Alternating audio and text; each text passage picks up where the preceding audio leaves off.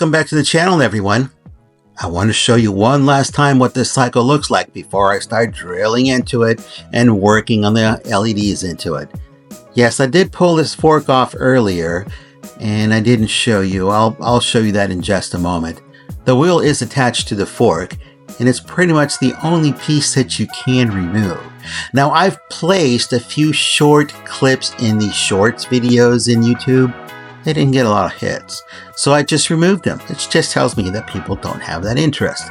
However, this video will comprise all of those short clips and give you a full idea of how complex it was to work on this cycle. It took me about 2 weeks to do so. So yes, if you want to do this and change a few things to make it your own modifications, have at it. I'm not doing this for you. This is just to give you ideas on how to work on your cycle. You can do the weathering on the body if you want. I didn't do it. It's just that much more to do. The weathering is going to be totally up to you as to what you want to see weathered. Now, in this particular case, this cycle is completely sealed.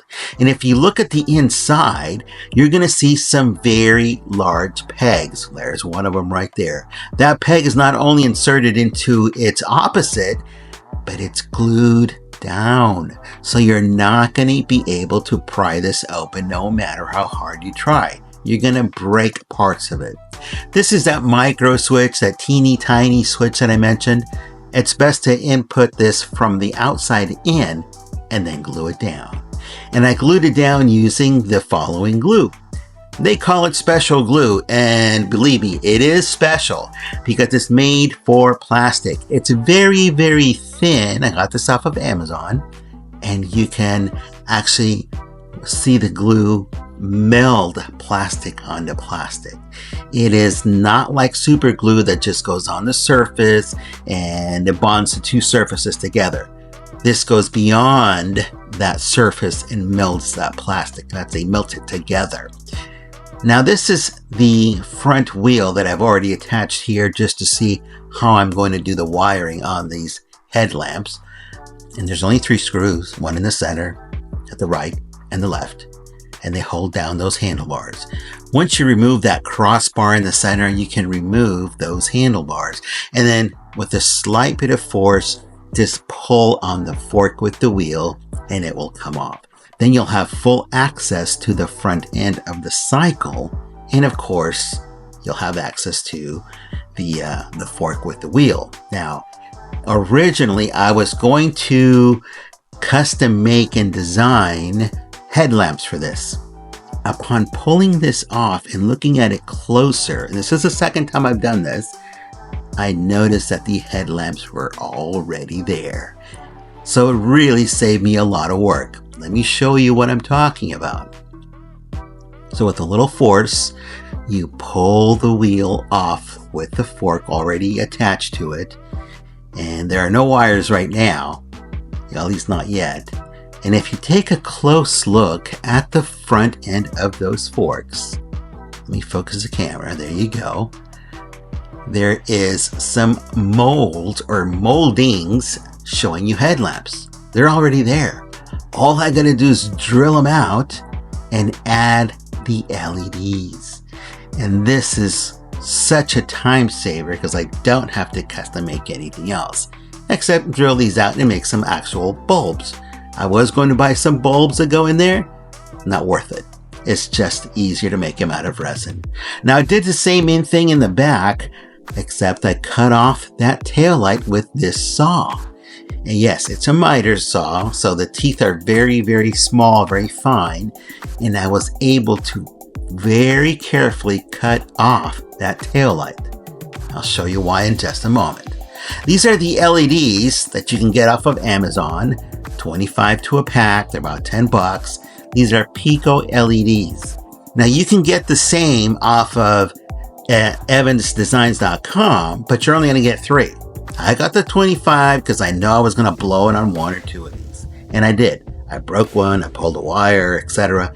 But by having 25, you've got more to use.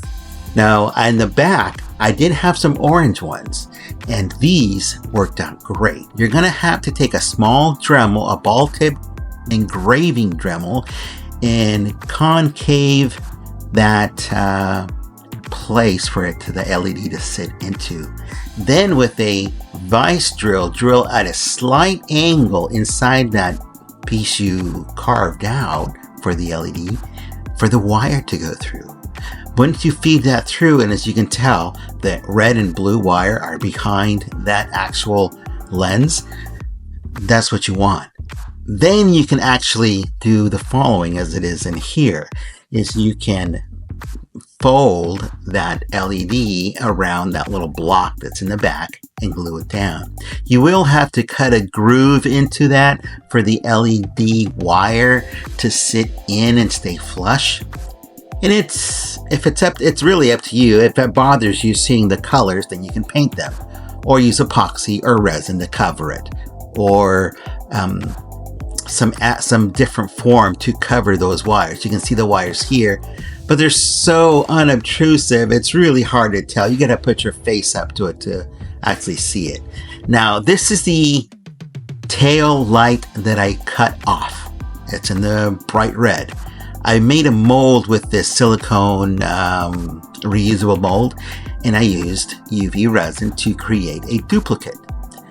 This is what I'm going to use now as my tail light. And here, let's go back to this for a moment. I blew it on one of these headlamps. I pulled the wire, and of course it wasn't lighting up.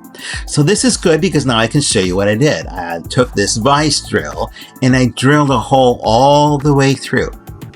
And then I put in my LED. And if you want to braid your wire before you put your LED in there, that's great. It's up to you.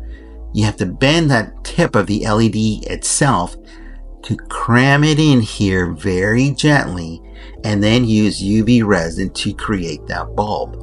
Once you got all four of them in place, it'll look like this. Now, again, it's your choice. You can use the white light or the warm white. I just used what I have on hand, and this was warm white. At this point, everything is hooked up directly to the battery, so they're super bright. But I only want two of these to be bright. The other two I want a little bit dimmer because I want them to look more like parking lights. And the reason is, well, the two center lights, I actually hooked up a remote to it so that I can pop them on and off at will, and it looks so much nicer. This is the marker lights up front. These are actual white lights or warm white, and I painted UV, or I should say Tamiya X26 over that lens to make it orange. As you saw, they were incredibly bright. I want those to be dim. I want those and the taillights to be a little dimmer than the actual headlamps, because I want it to be differentiated. Besides, I don't have a way of doing that individually. It's just not enough room in there for the wires.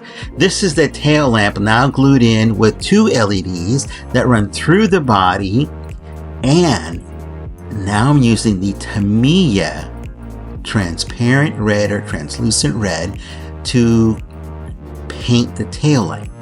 I want to have 4 coats of this, so I have to wait for each coat to somewhat dry before adding another coat in there.